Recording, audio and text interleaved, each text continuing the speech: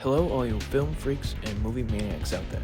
My name is Nolan Carr, and I'd like to welcome you to the go-to podcast for all things cinema. But before you can ask any questions, just sit back, relax, as I present to you a Straw Lane Studio Productions Critiquing with Carr. And welcome back, ladies and gentlemen, to a very exciting edition of Critiquing with Carr here in from Friday. As always, do us a favor by subscribing to YouTube, following us on the audio platforms, clicking on thumbs up or like buttons so you can tell us you enjoy these episodes, turning on post notifications so you can stay to date on those platforms when episodes release, as well as clicking on share out so you can continue the podcast with our friends and family. Also, if you want other ways of staying up to date with the show, do us a favor by following us on Instagram at Critiquing with Carr. I say all that because on this week's very interesting edition of Favorite from Friday here in Critiquing with Carr, we are talking about Quentin Tarantino's directorial debut film, Reservoir Dogs. And with that being said, let's begin. This film was both directed and written by Quentin Tarantino. The movie was produced by Lawrence Bender, and the cast is as follows: Harvey Keitel, Tim Roth, Chris Penn, Steve Buscemi, Lawrence Tierney, and Michael Madsen. The cinematographer for this film was Andrei Sekula. This movie was edited by Sally Mankey. The production companies for this film were Live America Incorporated and Dog Eat Dog Productions. This movie was distributed by Miramax Films. This movie was first released at the Sundance International Film Festival on January 21st of 1992, as well as nationally on October 9th of 1992 as well. The runtime for this movie was 99 minutes. The budget for this movie was between 1.2 and 3 million US dollars, and the box office grand total for this film was 2.9 million US dollars. The short list of accolades for this film are as follows. At the Toronto Film Festival Awards, the movie won the International Federation of Film Critics Awards for Outstanding Film. At the Independent Spirit Awards, Steve Buscemi won for Best Supporting Actor. And finally, last but not least, at the International Film Festival of Catalonia Awards,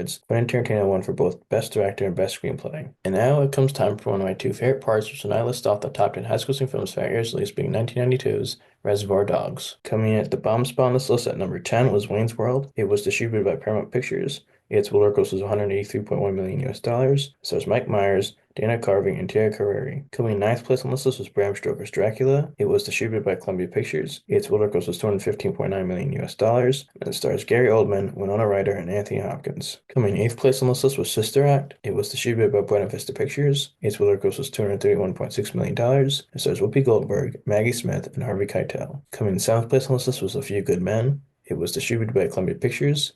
Its world gross was $243.2 million. It stars Tom Cruise, Jack Nicholson, and Demi Moore. Coming in sixth place on this list was Batman Returns. It was distributed by Warner Bros. Its world gross was $266.8 million.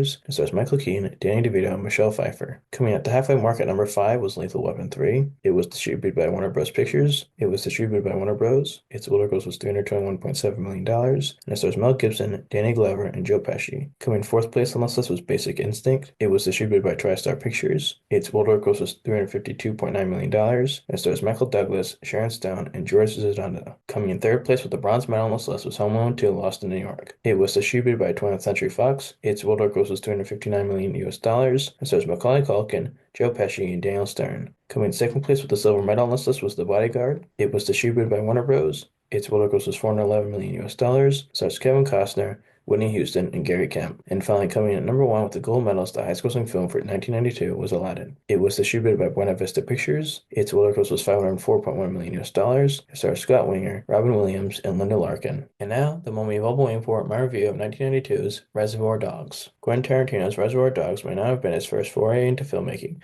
but it certainly marked the beginning of a cinematic voice that would revolutionize the way audiences experience dialogue-driven crime dramas. With its nonlinear structure, sharp wit, and a cast of morally ambiguous characters, Reservoir Dogs has earned its place as one of the most influential indie films of the 1990s. However, while the film has undeniable charm and grit, it's now had its flaws. From the outset, Tarantino's knack for creating engaging characters is on display, especially through the trio of Joe Cabot, Mr. White, and Mr. Blue. These characters stand out as the cool, grounded figures among the otherwise chaotic ensemble. Their interactions, especially during the diner sequence, are full of Tarantino's trademark sharp dialogue. While the scene serves as an introduction to the cast, it does linger a bit too long, with the banter about Madonna's Lego Virgin feeling a tad out of place in terms of its relevance to the heist at hand. As the film transitions from the calm of the diner to the intense chaos of Mr. Orange bleeding out in the back of Mr. White's car, there's an immediate tonal shift that grabs your attention. The sudden violence hits hard, taking what seemed like a relatively peaceful crime film, turning it into something unexpectedly graphic. It's a surprising choice that sets the stage for a bloody, high-stakes narrative that also jars the pacing in an unusual way. You're left wondering whether the film will sustain at this intensity or settle into a slower burn. Harvey Keitel's portrayal of Mr. White anchors much of the film's emotional weight, and the chemistry between Keitel and Steve Buscemi is undeniably strong. Both actors bring a level of authenticity to their roles, which help mitigate the slower stretches of the film. In particular, the sequence where Mr. Pink and Mr. White recount their experiences of being ambushed by the police, and the diamond heist is when the movie starts to truly click. Mr. Pink's suspicion that they were set up adds an interesting layer of tension, marking the point where the film begins to build suspense rather than just rely on violence. Another standout is Michael Madsen, whose portrayal of Mr. Blonde oozes menace and cool detachment. His physical presence, combined with his calm demeanor and sharp wardrobe choices, gives him a sense of invulnerability that makes his eventual descent into sadism all the more unsettling. Despite strong moments, Reservoir Dogs has a number of sequences that drag on for too long, particularly in the first half of the film. The diner conversation, for example, could have been tightened up without losing any of its character-building elements. It's not so much that the dialogue is bad. Tarantino's writing is sharp and often humorous, but it feels extraneous when it's stretched over an extended period. Tim Roth's performance as Mr. Orange is another point of contention. While Roth is a talented actor, his portrayal here doesn't hit the mark. In contrast to his excellent performance in Pulp Fiction, Roth struggles to make Mr. Orange's desperation and fear resonate. His interactions with Mr. White, particularly as he bleeds out, feel more theatrical than emotionally genuine, which detracts from the weight of the moment. Perhaps the biggest narrative stretch is the handling of Mr. Orange's injury. The character loses a significant amount of blood early on and yet somehow manages to hang on for an extended period, even finding the strength to take down Mr. Blonde in the final act. It's a tough pill to swallow as it strains the believability of the character's survival and undermines the urgency of the situation. In conclusion, Reservoir Dogs is a film that's tough to categorize. It's uneven in places but brims with raw energy, memorable characters, and an iconic directorial style. While the pacing can be sluggish at times, particularly in the first half, the film finds its footing once the action intensifies. The performances, particularly from Keitel and Buscemi,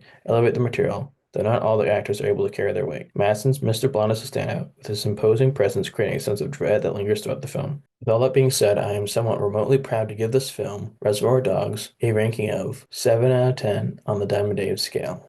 And with that being said, my film freaks and cinephiles, as always, if you enjoyed this week's edition of the show here at Critiquing with Carr, do us a favor by subscribing on YouTube, follow us on the audio platforms, clicking on thumbs up or like buttons you can tell us you enjoy these episodes, turn on post notifications so you can stay up to date on those platforms so no episodes release, as well as clicking at share out so you can help continue with the podcast with all your friends and family. Also, if you want other ways of staying up to date with the show, do us a favor by following us on Instagram at Critiquing with Carr. And with that being said, my film freaks and cinephiles, as always, take care, and most importantly, happy viewing.